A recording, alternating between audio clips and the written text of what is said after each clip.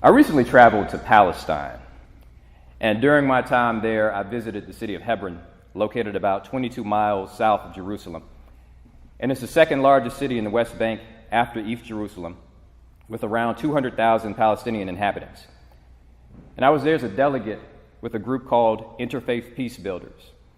And our 31-person delegation included people from across the country, from various faith traditions, also Canada and the United Kingdom. And we were there to explore Palestinian and Israeli conflicts and efforts to achieve peace and justice and delve into issues of detention and incarceration, the Israeli military court system, and political prisoners. Now, Hebron is believed to be the burial site of Abraham and thus is holy for Muslims, Christians, and Jews. The city is located along the largest mountain chain in Palestine and is considered the economic center of the West Bank. But despite Hebron's tremendous potential, the Israeli military occupation and illegal Jewish settlements in the heart of the city have forced thousands of Palestinian residents to leave their homes. So let me put this into context. Thousands of Palestinians were systematically uprooted and dispossessed from their land at the hands of the Israeli government in order for a few hundred Jewish settlers to walk around that land free. Now, Hebron's divided into two areas, H1 and H2. And H2 has all of the Israeli settlement points and is the most severely restricted. Now, H2 in particular, which was once a very lively town, has been turned into what many are calling a ghost town. Now, our guide was Issa Amro, and he's a prominent Palestinian human rights activist who works with Youth Against Settlements and is currently under indictment with 18 charges in the Israeli military court for his involvement in nonviolent human rights work. So as we're walking down the street, I'm seeing razor wire. I'm seeing doors welded shut. I see the Star of David spray painted on walls and hateful messages. One that said, "Death to Arabs." An Israeli settler approached our group and began taking pictures of us. And I asked him, how could he reconcile illegally settling in Hebron while the Palestinians suffer?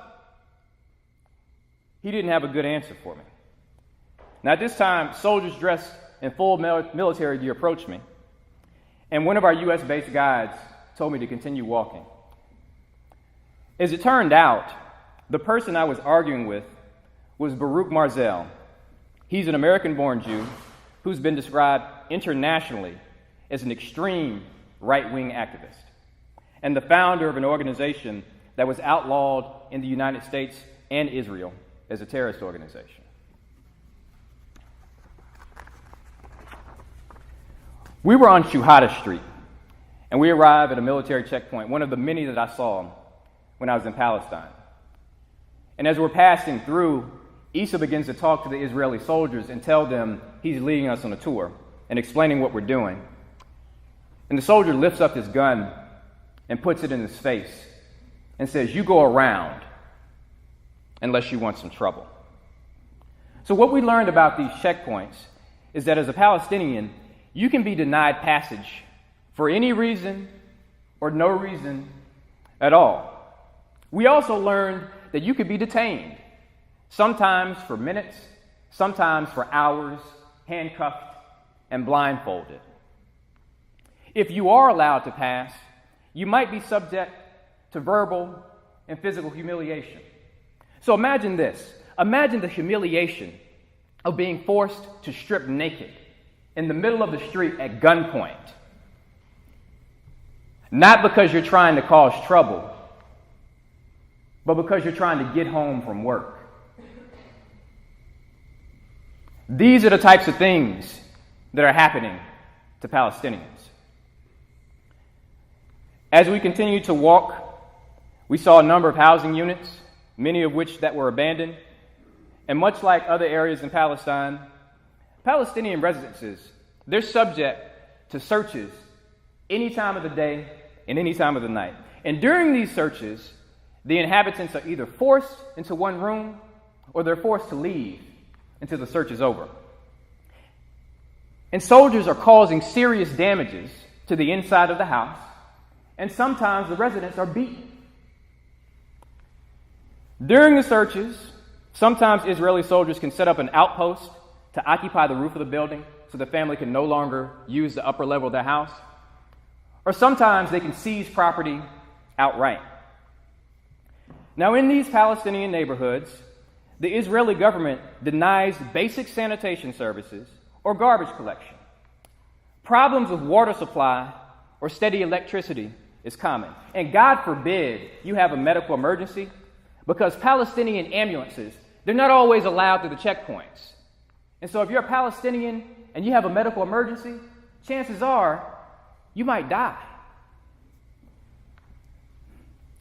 But what bothered me the most was seeing children in this situation. At one time, we had to pass through yet another checkpoint going up a hill. And I see a little Palestinian girl asking for money, and she had to be no older than 5. But about 10 feet away from her, you see Israeli troops in full military gear.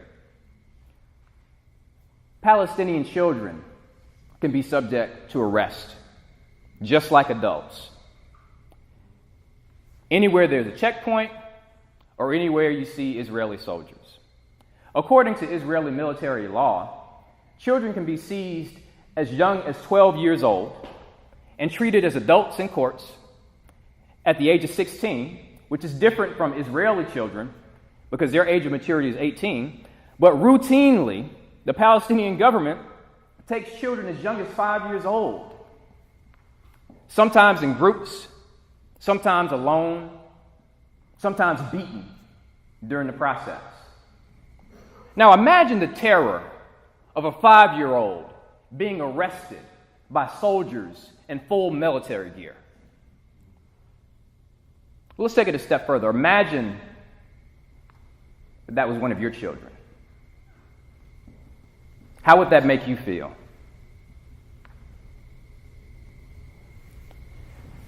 There are many things that I learned and experienced over the course of my visit. But to put this all in perspective, my delegation was 2 weeks. This is what I experienced in the course of a day. So I want you to let that sink in for a second. So this made for a very challenging and emotional time while I was there, because essentially, this type of structural violence enacted by the Israeli government on everyday Palestinian citizens is nothing more than a regime of systemic and institutionalized racism that equates to modern-day apartheid. The United Nations defines apartheid as this: inhumane acts committed in the context of an institutionalized regime of systemic oppression and domination by one racial group over any other racial group or groups, committed with the intention of maintaining that regime. So under Israeli law and in practice, Jews and Palestinians are treated differently in almost every aspect of life, be that education, health, housing, freedom of movement, and basic human rights, with Israeli Jewish supremacy being the order of the day. But the striking part about this arrangement is that Jewish claims to this land, from their perspective, is ordained by God. This takes us to Genesis chapter 2, verses 1 through 3, which is the basis of this belief. Now the Lord said to Abram, "Go from your country and your kindred and your father's house to the land that I will show you. And I will make of you a great nation, and I will bless you and make your name great, so that you will be a blessing.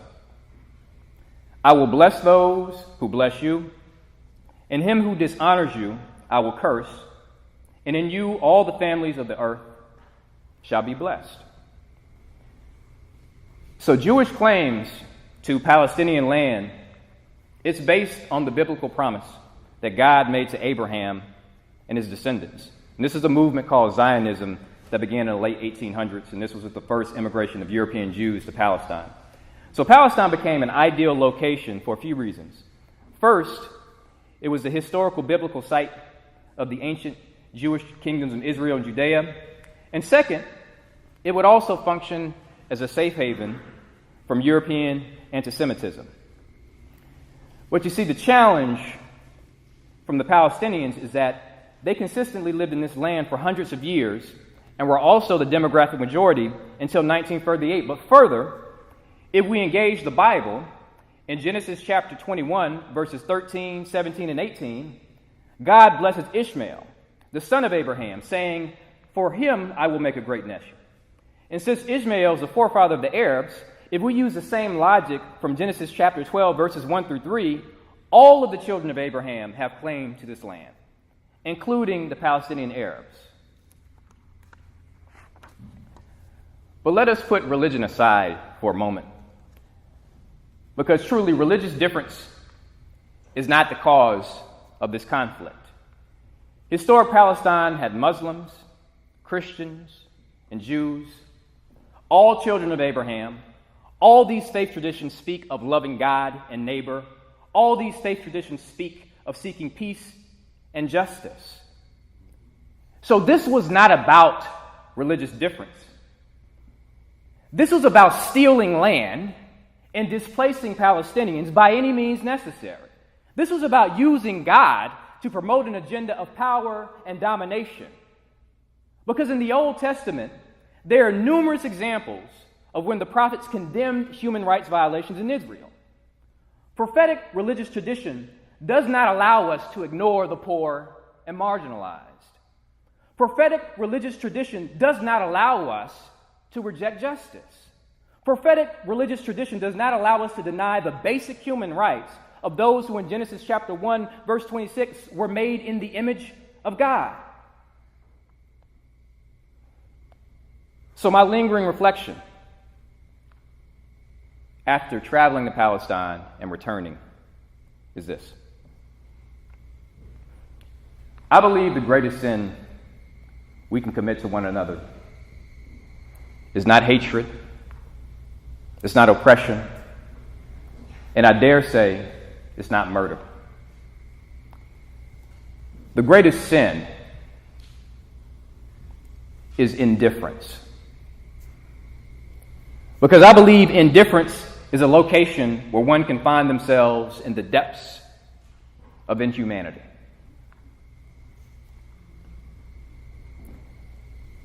And I didn't necessarily have to go to Palestine to learn that.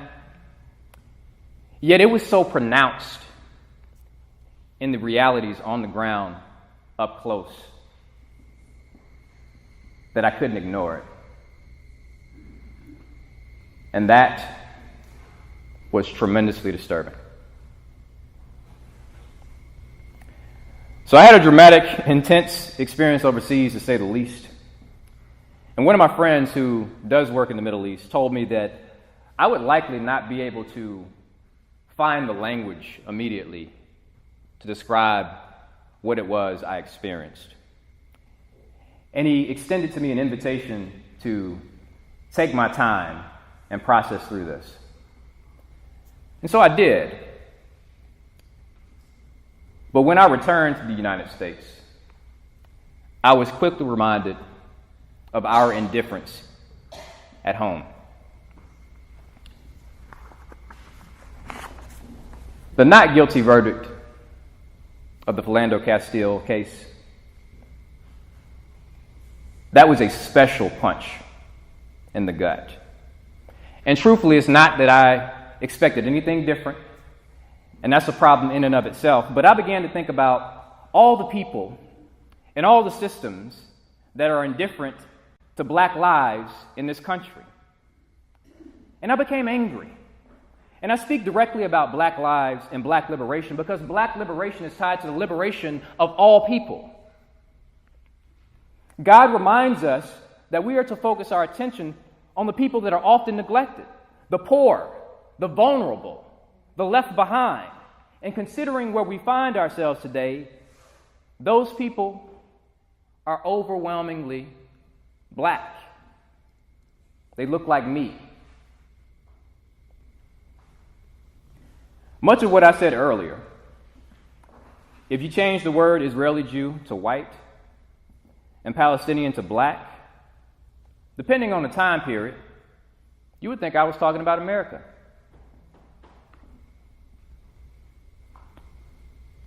America's sin was this country being founded as a white society on the stolen land of Native Americans and on the enslavement of Africans. It was whiteness being written into legislation in the late 1600s. It was all the subsequent laws and policies that reinforced white supremacy, even up until this day. And sometimes people get up in arms when I say things like this, or we try to have this type of discussion. But the ironic part about the people that get the most upset are people who say they believe in God.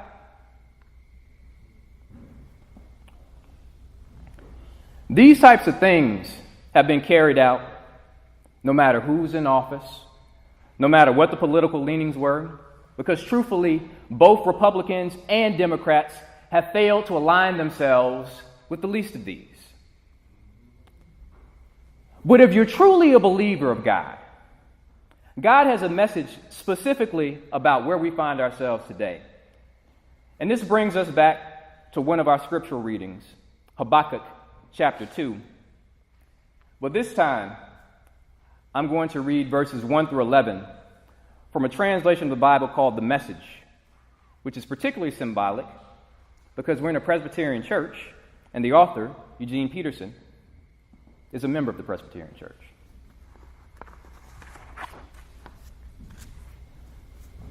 What's God going to say to my questions? I'm braced for the worst. I'll climb to the lookout tower and scan the horizon. I'll wait to see what God says, how he'll answer my complaint.